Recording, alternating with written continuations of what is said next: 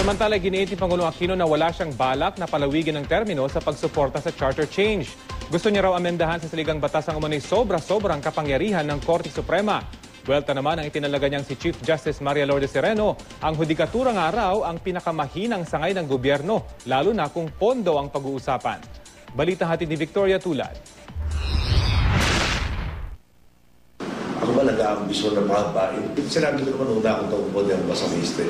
Yan ang paglilinaw ni Pangulong Aquino nang tanungin tungkol sa nauna niyang pahayag na bukas siya na pahabain ang kanyang termino. Katunayan, may plano na nga raw siya pagkatapos ng kanyang termino. The day after bumaba tayo sa pwesto at kakain kami ng masarap talaga. Tapos may streamer na nakalagay sa likod ng Kalayaan. Sa kabilang banda, sinabi rin ng Pangulo na mahalaga pa rin sa kanya ang opinyon ng kanyang mga boss. Sa ngayon, talagang kukonsulta tayo sa iba't ibang sektor.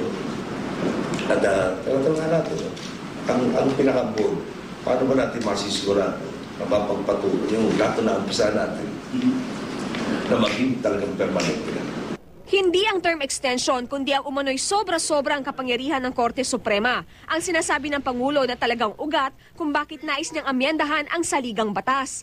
Nasabi niya ito kasunod ng pagdeklara ng Korte Suprema na unconstitutional ang ilang bahagi ng Disbursement Acceleration Program o DAP. Mukhang sumobra naman yata.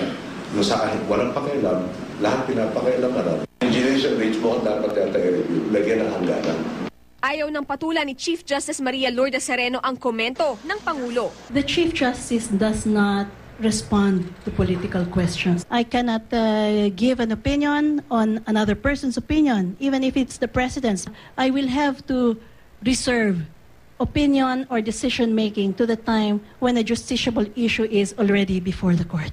Pero iginiit ng punong maestrado, taliwas sa sinabi ng Pangulo, ang hudikatura nga raw ang pinakamahinang sangay ng pamahalaan, lalo na pagdating sa budget. Tinapyas daw kasi ng DBM ang kanilang pondo para sa 2015. If you simply look at the budget, it's terribly imbalanced against us. To invest in the judiciary is not a losing proposition. It can never be a losing proposition. It is as important as the other priorities that have already been identified by government. Victoria Tulad, GMA News.